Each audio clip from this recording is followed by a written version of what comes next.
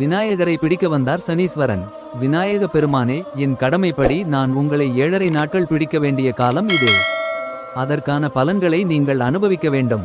என் கடமையை செய்ய நீங்கள் அனுமதிக்க வேண்டும் என்றார். விநாயகர் மறுக்கவில்லை. நீங்கள் உங்கள் கடமையை செய்யுங்கள். நான் என் தாயிடம் சென்று நீங்கள் என்னை பிடிக்க விருப்பதை சொல்லிவிட்டு வருகிறேன்.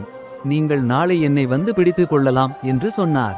இதனை ஏற்ற சனி பகவானிடம், என் முதுகில் இன்று போய் நாளை வருகிறேன் என்று எழுதிவிட்டு செல்லுங்கள் என்று கூறினார் விநாயகர். சனீஸ்வரனும் விநாயகர் முதுகில் இன்று போய் நாளை வருகிறேன் என்று எழுதிவிட்டு சென்று விட்டார். மறுநாள் தான் கூறியபடியே சனீஸ்வரன் வந்தார். என் முதுகில் என்ன எழுதியிருக்கிறீர்கள், படியுங்கள் என்றார். இன்று போய் நாளை வருகிறேன் என்று முதல் நாள் தான் எழுதியதையே படித்தார். சனீஸ்வரரே, நீங்கள் சொன்ன சொல்லை காப்பாற்றுவீர்கள், சொன்னபடியே நடந்து கொள்வீர்கள். நீங்கள் தான் இப்போது இன்று போய் நாளை வருகிறேன் என்று கூறினீர்கள்.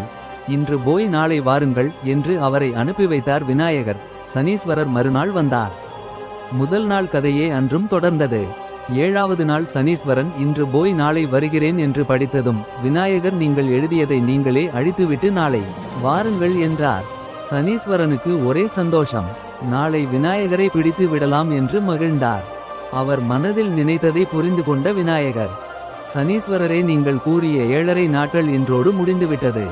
நாளை நீங்கள் என்னை பிடிக்க முடியாது என்று கூறினார். அப்போதுதான் நடந்த விஷயங்களை புரிந்து கொண்டார் சனி பகவான். தனது தோல்வியை ஒப்புக்கொண்டு திரும்பினார்.